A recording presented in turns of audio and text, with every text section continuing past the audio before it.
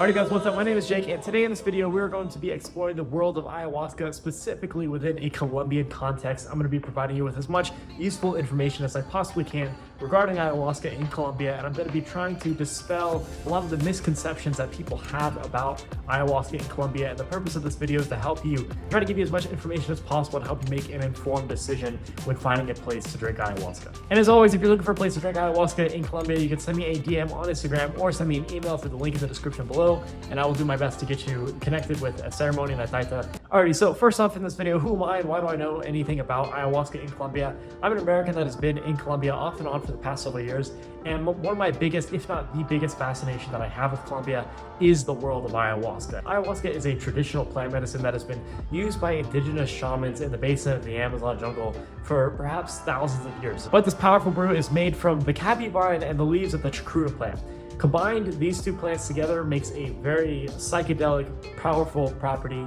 And this is one of the things to be careful of, because some places that you go to, they mix the ayahuasca with other things because they're trying to give you more visions. And so they want to give people all these lights and colors that people hear about in the news and the media. And so they mix it in with a lot of other things. When you're finding a place to do ayahuasca, you want to make sure that they only stick with the two plants, because once other tribes and people start adding more stuff to the ayahuasca brew, it can lead to more dangerous things. So that's something to keep in mind whenever you're drinking ayahuasca. Typically it is the capivine and the chacruta plant, and it produces a psychedelic effect that can last for hours. Most of the time down here in Colombia especially, we drink at night, and usually the ceremony lasts pretty much the whole night. The reason why these shamans have been drinking ayahuasca is because ayahuasca is known for its healing properties and profound spiritual insights, and it often leads people to personal growth.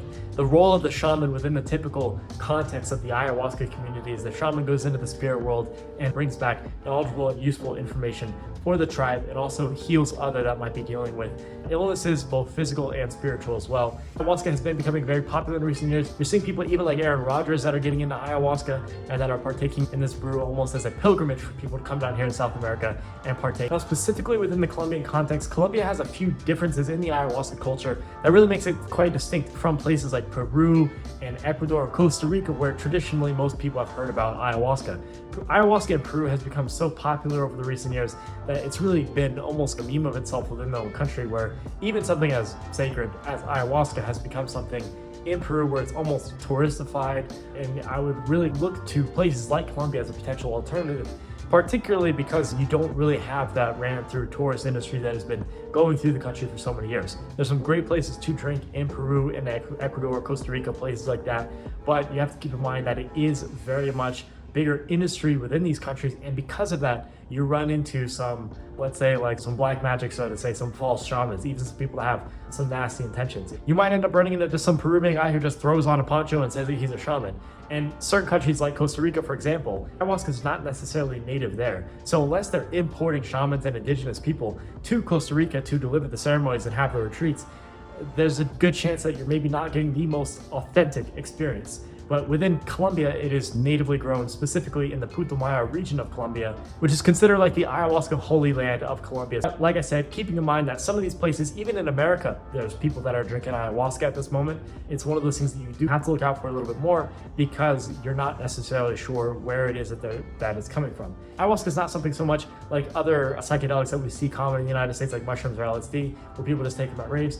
The shaman that you drink with has a very big impact on how the ceremony goes. It has a very huge impact, so you really want to be able to look out for that.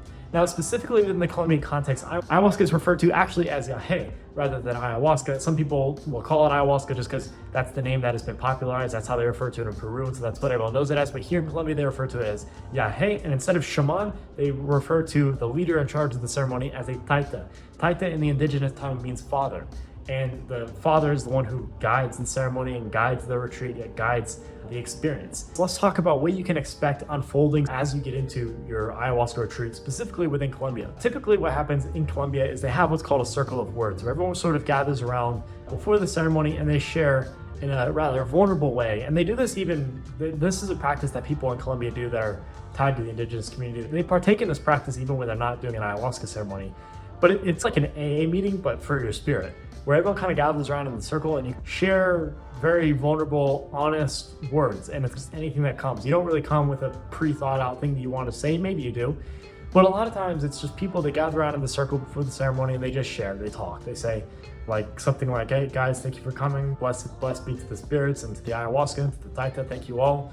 Today we're going to share this beautiful experience, and one thing I really hope to work on today is I hope to work on this and that and the other thing, and I just thank you all for being here, and kind of like that. And you go around and you share that. It's not obligatory to share, but typically a lot of times what you will see in almost every ayahuasca experience I've had in Colombia, that has pretty much always been the way to go about doing things, depending on the tribe that you drink with. And I'll make a video in the future about breaking down the different ayahuasca tribes and maybe give some differences as to how they practice the medicine. Some places, like the bigger retreats, they'll include things like yoga, meditations, and things leading up to the ceremony. Those things really aren't necessary at the end of the day. I think they're nice, they're beneficial, but at the end of the day, it's the medicine that you're really coming after. No like yoga or meditation or workshop of any kind is really it'll help, it'll give you some like preparation before the ceremony, but at the end of the day, the ayahuasca is the ayahuasca.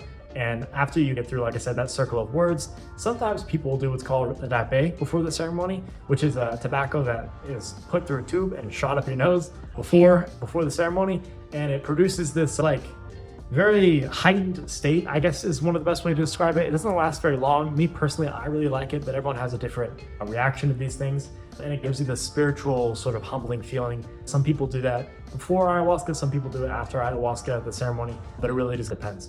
And then once the ceremony actually starts, the taita will probably say some prayers in his indigenous tongue to the ayahuasca, to the spirits of the ayahuasca beforehand, and then everyone will line up and take their ayahuasca individually. The taste is not great. Ayahuasca is just known for not really tasting that great. Usually the first hour or two of the actual ceremony, like it's pretty quiet. No one talks. You shouldn't talk. It's very silent. And everyone just kind of goes through their own process individually. And then almost like magic, like they all know how to do it at the perfect time. Once the ayahuasca really starts kicking in, the taita and the musicians, they all start playing music. Usually it'll start with kind of a more traditional type of music. A lot of times the shaman or the taita, he might sing a particular icaros, and then the real music comes in. And that's one of the secrets of ayahuasca, particularly in Colombia, is that the music is one of the most beautiful things that you'll ever experience in your life. And it really is the cherry on top of the experience. It's my favorite music in the world. No one back home will really understand me when I talk about that, but the music will play, that'll go on through the night, and that's when it really starts to feel very much like a celebration. Now lastly, a quick region by region breakdown of ayahuasca in Colombia. Depending on the region that you drink it in, it's going to be different. Putumayo is the ayahuasca holy land of Colombia. Most of the indigenous taitas that you drink with, they're going to be from Putumayo or connected to Putumayo in some capacity.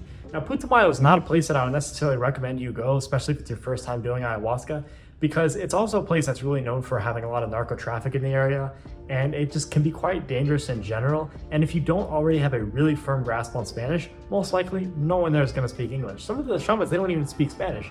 So I would not recommend going down to Putumayo if it's your first time or you don't have good Spanish. You can reach out with me if you're really keen on going to Putumayo, and maybe I can help you get connected with that.